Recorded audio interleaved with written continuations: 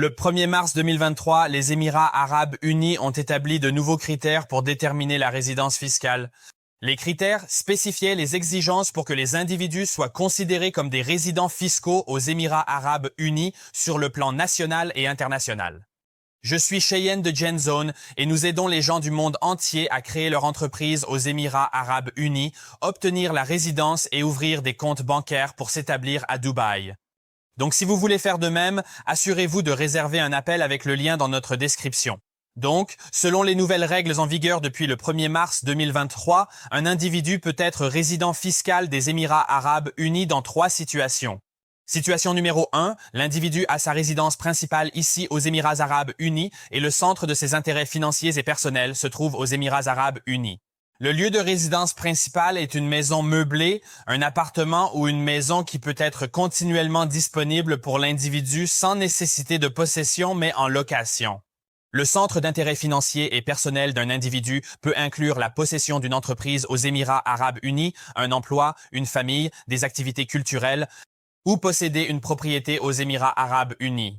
Situation numéro 2, la personne était physiquement présente aux Émirats arabes unis pendant 183 jours ou plus sur une période de 12 mois consécutifs. Et situation numéro 3, l'individu était physiquement présent aux Émirats arabes unis pendant 90 jours ou plus sur une période de 12 mois consécutifs et à l'une des conditions suivantes. L'individu est un ressortissant des Émirats arabes unis. La personne est un ressortissant du CCG. Ou la personne détient un permis de résidence valide aux Émirats arabes unis, ou elle a un lieu de résidence permanent, ou où elle a un emploi permanent ou une entreprise aux Émirats arabes unis. Voici les 3 cas où une personne peut être résidente fiscale aux Émirats arabes unis. Si vous pouvez vous identifier à l'une de ces situations, alors nous pouvons demander un certificat de résidence fiscale, un document officiel montrant que vous êtes un résident fiscal des Émirats arabes unis. Dans l'ensemble, il existe 2 types de certificats de résidence fiscale qu'un individu peut demander. Le certificat de résidence fiscale à des fins fiscales nationales ou le certificat de résidence fiscale à des fins fiscales internationales. Le certificat de résidence fiscale domestique établit essentiellement le statut d'un individu en tant que résident fiscal selon les lois fiscales domestiques du pays d'émission de l'individu. Maintenant, le certificat de résidence fiscale domestique est principalement utilisé pour se conformer aux obligations fiscales locales et aux exigences réglementaires. Les lois fiscales et les critères sont fixés par le pays émetteur, les Émirats arabes unis, conformément aux lois nationales en vigueur.